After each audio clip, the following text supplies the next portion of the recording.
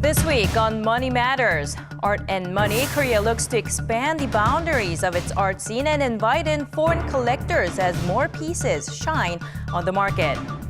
Seoul seems to have the most film buffs out of all major cities, giving overall movie sales a lift. And love for the outdoors is on the rise in the country, with more people splurging on apparel and equipment for their hobbies. What stories matter in Asia? We'll look at the changing landscape of business in Korea and the rest of Asia on Money Matters.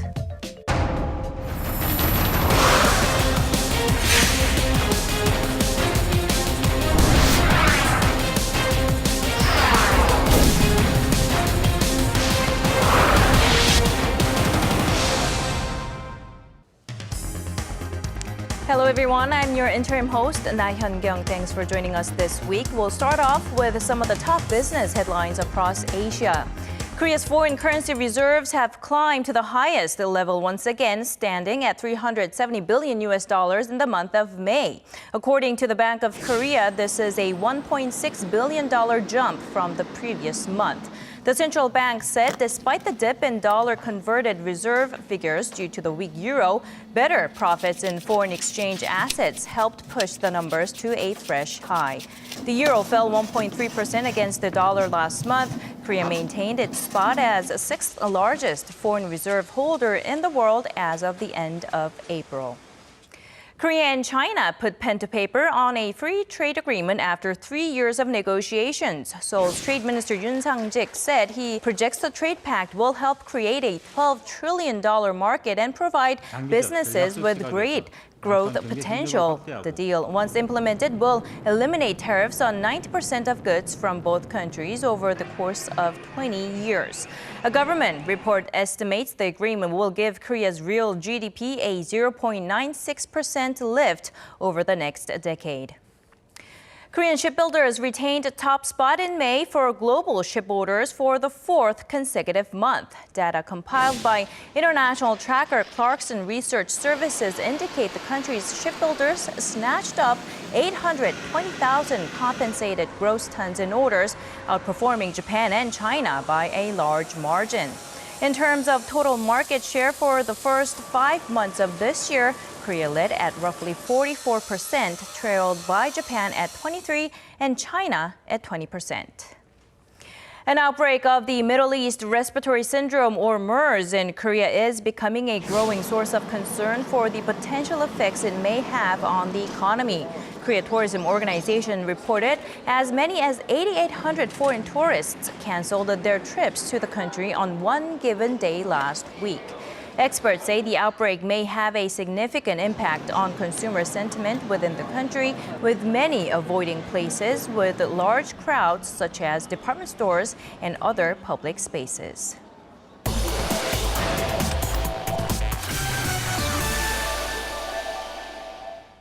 Over the past decade, the international art market has expanded by 300% according to global information provider Art Price. And with a number of artworks reaching dizzying heights in auction prices this year, the money behind the industry is edging further into the spotlight. Korea's art scene is no exception as it looks to attract more foreign collectors. We take you to an art fair where all of this action unfolds. Korean contemporary pieces have been commanding high prices at leading auction houses, which has helped raise the global profile of Korean artwork. Also putting Korean works on the map was an art fair held in Busan last weekend, which showcased over 200 galleries from 16 countries. In just 3 years since its first show in 2012, Art Busan has established itself as one of the leading art fairs here in Korea. And together with some 40 other art fairs held around the country, the annual event serves as a window to the local art scene, as well as a platform to promote Korean art to foreign buyers. More than $7.6 million worth of artworks changed hands at last year's Art Busan, including pieces not only from big names such as Lee Han, but also from the local up-and-coming artists. 전 세계 16개국에서 201개의 갤러리가 참여하고 그중에서 해외에서 84개의 갤러리가 참여하는 정말 국제적인, 말로만 아닌 국제적인 그런 아트페어가 되었습니다. Featuring collections from new and established names and award shows to acknowledge the outstanding, the fair was a great opportunity to see a wide variety of pieces up close. Foreign buyers have been showing particular interest to this section of Art Busan called Asian Eyes on Paper. It's a special exhibit dedicated to Eastern artworks, including Korean ink and wash paintings. And with Chinese collectors fast rising as the new movers and shakers of the art world, many analysts predict that Korean art will enjoy greater demand because they often reflect a broad cultural background shared with China. And I think this is more important rather than just for the artist himself to appeal to the international collectors. And I think what we also discussed today and also with some of my Chinese collector friends, and I think it's not that they are not familiar with the Korean artist, and some they're still Asian, and I think a lot of things the artists' work, it appeals anyway to an Asian taste. On the back of this rising interest from Chinese and American collectors, some Korean pieces have jumped almost tenfold in price in just 1 year. Korean art could be very attractive to the Chinese collector. I know some of the collectors had already started to collecting Liu Fan's work in China, and also the father of video art, Nam June Paik. He's also very renowned in China. Whereas art fairs are mostly primary markets for new artwork, bringing in thousands of collectors and gallerists under one roof, auction houses are usually secondary markets that serve as a barometer of how prized a piece is. Both are important platforms for art transactions in Korea. According to the Ministry of Culture, in 2013, around 10,000 art pieces were sold through auction houses and roughly 5,500 during art fairs. Since 2008, leading Korean auction houses have been expanding their reach overseas by holding biannual auctions in Hong Kong. At the most recent event last month, Seoul Auction and K-Auction together netted $24 million worth in sales. At the end of the day, both Seoul Auction and K-Auction achieved solid sell-through rates of 95% and 89% respectively. A surge in interest from overseas collectors also led to a spur in the local arts market. Leading auction houses saw a 34% on-year growth last year, chalking up over $86 million in sales. Also, thanks to online auctions, more novice art collectors and young buyers are taking part. 우리가 미술품이 갖는 경제적 가치는 단 한 점 혹은 한 작가가 생산하는 부가가치는 웬만한 대기업 몇 개의 부가가치를 능가하는 것이 요즘 현대미술의 실상입니다. 이렇게 볼 때 한국도 이제는 문화를 산업화시키고 국제 경쟁력을 담보해야 되는 시대를 맞이했다는 생각이 듭니다.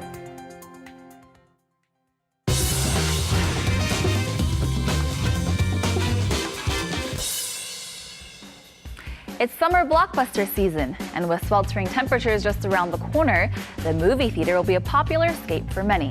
Now, Korea has been known for having a healthy movie viewership, but just how many films does your average Korean watch a year? On today's In Numbers, we'll be looking at a recent study that reveals just how many trips to the movie theater people in major cities around the world make a year. Starting with Tokyo, the average person is said to enjoy around 2.2 movies a year.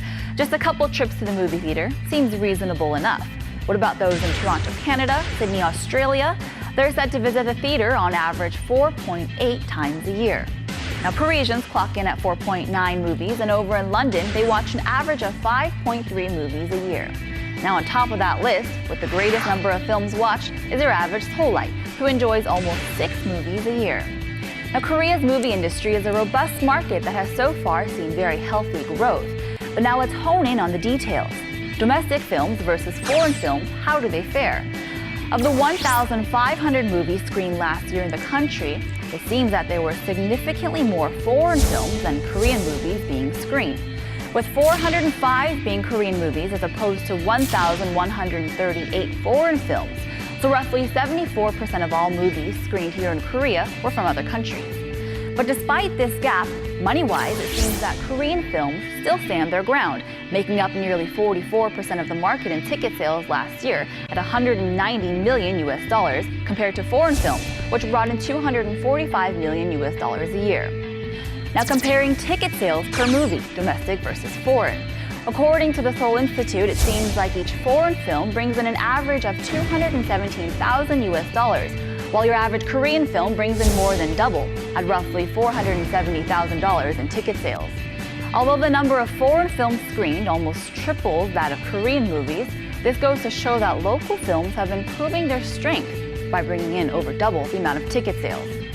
Now that wraps up today's In Numbers. I'll be sure to keep an eye on more trends and developments coming your way.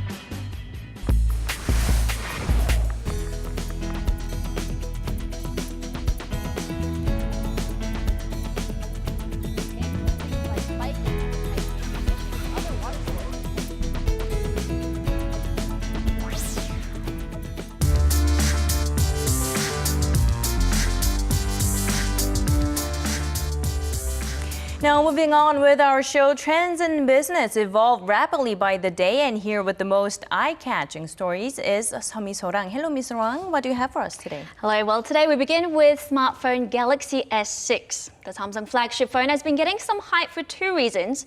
First, a more rugged, waterproof version, the Galaxy S6 Active, has been unveiled as an AT&T exclusive in the States. While in Korea, Samsung rolled out the limited edition Galaxy S6 Iron Man late last month. Now, only 1,000 handsets were released, so some of the lucky Koreans who managed to get their hands on it decided to cash it in online, and they pocketed quite a handsome profit. Samsung sold each handset for roughly $1,080, but on eBay, most are fetching north of $2,500, and one factory unlocked version sold for over $35,000.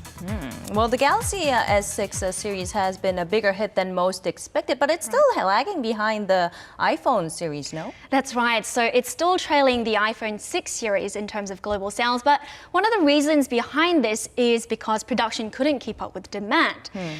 Since then, Samsung has been working on its supply issues, and it's confident that it can catch up with Apple by the end of this year, or at least significantly narrow the gap. Right. So we'll have to wait until the end of the year to find out what really happens, right? That's right. So what do you have for us next? Well, we just saw that the S6 Iron Man can go for thousands, but a date with the world's second richest man will cost you much, much more.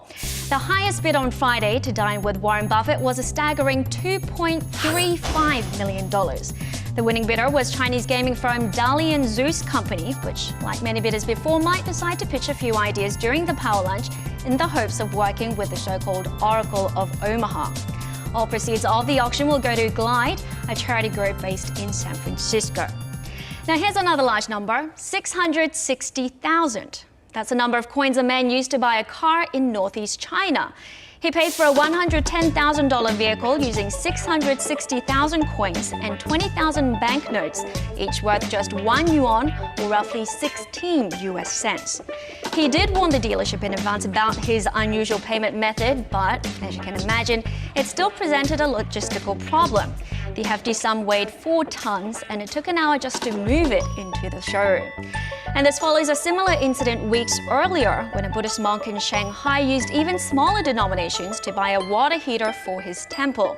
Now this monk used 200,000 coins, each worth just 1 fen, which is 1/100th of a yuan, or roughly 0.16 cents. I mean, I understand the monk probably used the coins that visiting pilgrimage or visiting pilgrims donated over the years. Right. But what about the car buyer? I can't imagine what that must have looked like.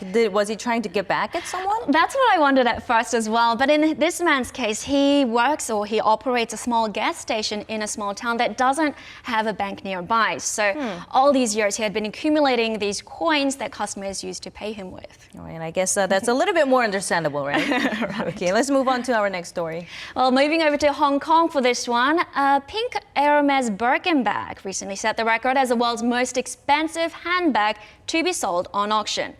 And made from fuchsia crocodile leather and encrusted with diamonds, the rare piece went for $222,000 to an anonymous bidder over the phone. Now, this is not the first time that a rare Birkin brought in astronomical figures under the hammer. In fact, 6 of the 7 most expensive handbags ever sold at an auction were all Birkins.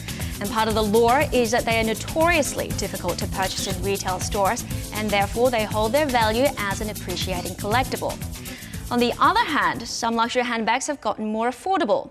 Following Chanel and Burberry's decisions to lower prices in Asia as part of its efforts to streamline the growing price discrepancies between continents due to a weaker euro, Italian fashion house Gucci is slashing prices by up to 50% for its end-of-season sale in Korea and China.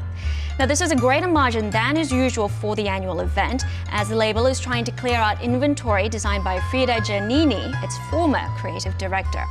Despite this official explanation, though, pundits say that the greater motive, as it was for Chanel and Burberry as well, is to boost declining sales in Asia, which fell by 10% in the first quarter this year. So why have sales been performing poorly for these designer brands in the first place? In the first place, well, numerous reasons. For one, because goods are significantly cheaper to buy in Europe than in Asia, and this has always been the case even before the cheaper euro, an increasing number of savvy customers have actually decided to fly overseas to Europe to buy the goods.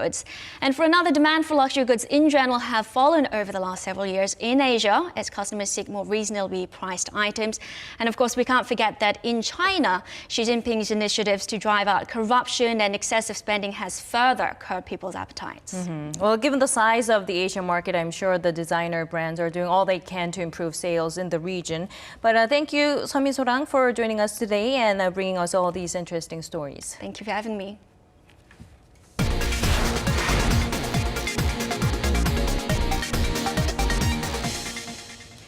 Now, despite slow growth in many sectors across the country, there's one industry that remains largely unaffected, and that's the outdoor clothing and gear market. It's estimated that the average camper here in Korea spends in a month approximately $215 US. Campers are said to go on shopping trips 3 to 4 times a month. That's twice as much as an average consumer. Our Im Yoon-hee went out to take a look at the industry to see just what makes it tick. Hello, Yoon-hee. Hello, right. So a large camping and outdoor gear exhibition took place here in Korea just last week. But recently, we've also seen scores of campers flocking to campsites across the country as well. Now, the outdoor gear market has slowly but surely grown since the early 2000s and is now expanding at a rapid pace. So what does the current state of this industry look like? I went to take a closer look. Camping in the wilderness, far away from home, or enjoying the outdoors on the trails, on your bike, or on the water. Whatever form it may be, camping and outdoor leisure activities have become a booming industry in the country. Now, during the summer months, many people head to the great outdoors to spend their time, and you see many campsites brimming with friends and family. Now, it's estimated that in Korea there are over 3 million people who enjoy camping and outdoor sports. But the vast market that grew in response is not something that formed overnight. Roughly 14 large-scale exhibitions related to outdoor recreational activities are held a year. And if you take into account those organized by small and medium-sized businesses, it's no exaggeration to say such events are held almost year-round. 캠핑 대세가 또 감성 캠핑이라고 해서 혹시나 또 그런 제품이 있는가 싶어서 보았습니다. 4, 5년 전만 시작할 때도 가족 단위 애들 많이 데리고 이렇게 갔는데 요즘은 이제 좀 대세가 연인 관계들 2분이나 아니면 혼자 솔로 이렇게 하면서 좀 장비가 미니멀해지는 추세인 것 같아요. 가격대가 정말 천차만별이에요. 전체적으로는 저희도 한 200 넘게 기본적으로. 텐트 기본적인 거만 부수적인 게 많아서. 지금은 짐이 어마어마해졌어요. Men in their 40s were most commonly spotted at this event. As they continue to purchase more high-end apparel and equipment, the industry as a whole has expanded over the years. Added to this are designs that cater to the tastes of younger consumers, helping the field grow even further. Now, outdoor activities aren't related to just camping. They include things like biking, hiking, fishing, and other water sports as well. That's why related markets such as clothing, shoes, and equipment sees continual growth throughout the year. Korea's outdoor gear market has been on an upward trend. In the case of clothing, this year it is expected to reach over $7 billion in market size. But it's not just clothing. Small goods that are made with eco-friendly materials are also contributing to overall growth. 티타늄의 장점이라 하면은 스테인리스의 절반 무게 정도밖에 안 되고 또 스테인리스보다 훨씬 더 강한 일단 아웃도어 쪽에서는 상당히 각광을 받는 그런 제품. 다만 비싸다는 것뿐인데 그렇지 않습니다. 안 비쌉니다. 2만 원도 안 되는 가격에 소비자한테 건너갈 수 있게끔 저희가 최선을 다하겠습니다. The unwavering growth in the industry, considered an anomaly, is something that not even experts can thoroughly explain. Over the past 2 or 3 years, there have been multiple projections about the market seizing growth in the coming year, but they were all proven wrong. Companies in Korea in the meantime are eyeing opportunities to expand overseas.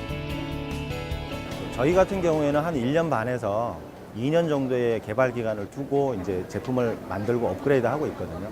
신생 업체가 많이 생길 수도 있어요. 생길 수도 있는데 저희는 거기에 대안으로 이제 수출을 해외 시장을 이제 저희는 보고 있는 그런 상황입니다. 아마 제가 생각했을 때는 트레일러 시장도 국내에서도 통하는 제품이면 해외에서도 충분히 통할 수 있다고 봅니다. Figures from last year indicate that the market for outdoor recreation was topped by the US at $9.9 billion, while Korea was second on the list. For a number of years, foreign brands have dominated the outdoor gear market. But Korea's homegrown brands are quickly advancing, taking part in global exhibitions and enhancing design and functionality of their goods. In the case of Kolping, it has been making inroads into foreign markets and stepping up its exports. In the past 2 to 3 years, the company has opened 50 stores in China, and this year, the goal is set to launch 200 new operations. 친환경적이고 몸을 먼저 생각하는 아웃도어 제품을 생산하고자 합니다.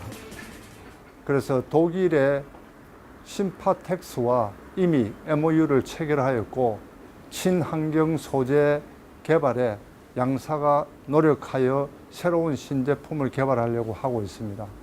Some have pointed out that Korea's outdoor gear industry has been overly focused on the market at home, while it still lags behind global brands.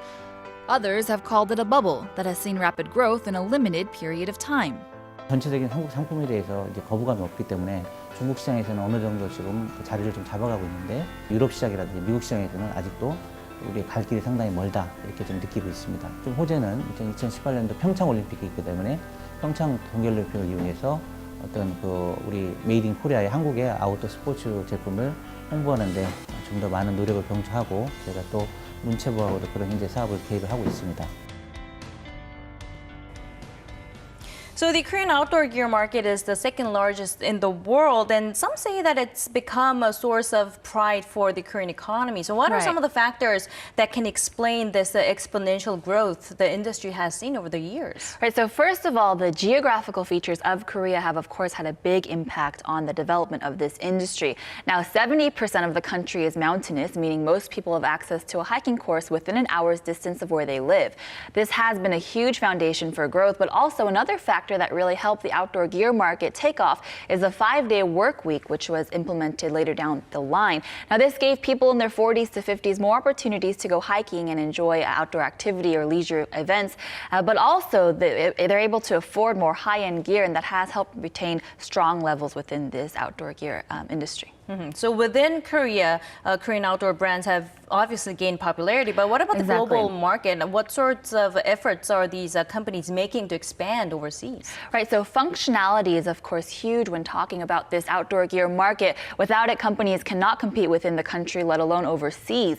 Now, more research is being done to improve existing goods so that they're lightweight, waterproof while still absorbing sweat. And of course, they're also looking into many other useful qualities as well. Now, this coupled with reading fashion trends and reflecting them in newer goods is another element that can give brands a leg up in global sales. But in the end, ultimately, design and portability is probably the biggest factor when it comes to this market. Well, and summer is just around the corner, which means even more opportunities for the industry to grow, right?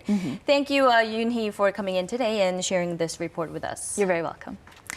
And that's all we have on Money Matters for now. I hope you enjoyed it. We'll bring you plenty of stories as they unfold in Asia and give you a view of the changing landscape of business in the region. I'm Na Hyun-kyung. Thanks for watching.